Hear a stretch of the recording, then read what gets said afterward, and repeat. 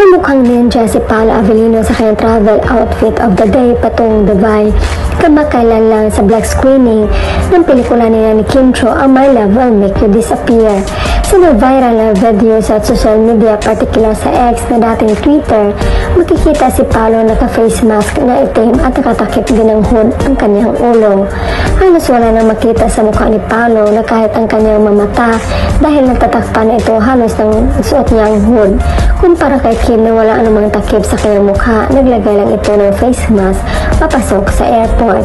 Ilang netizens ang nagtaka pero mas marami ang nintindi ang trip ni Paolo dahil palagi naman ito naka-face mask sa tuwing magta-travel.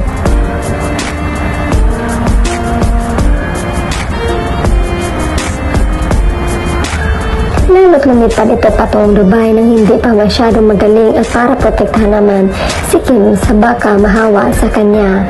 Ang ilan naman ay lalong nalusaw dahil anila hindi nabawasan ang kagwapuhan ni Paolo kahit walang makita sa mukha nito. Sa nga ni Miss OMG, wag na kayong mag-bother sa video na to. Di naman to maka-secret GF coded paano yan naging secret bumabalandra. Pinagtatawanan lang ng Kim Pao ang paulit-ulit na issue na to. Maging mapanuri at mapanatag kayo. Samantala, ipinaramdam na rin ng ilang Kim Pao ng suporta kina Kim at Paolo. Mr. Consistent from Manila to Dubai. Gandang-ganda naman siya sa jowa niya kasi naman ang ganda ng chumita niya. Lalo na pag light makeup lang yan pa naman ang bet niya.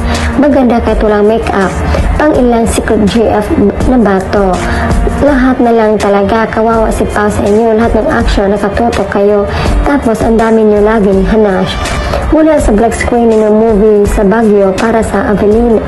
Pamilya Avellino, nagatid pa naman ito sa airport bago lumipad ang magka-love team sa Dubai.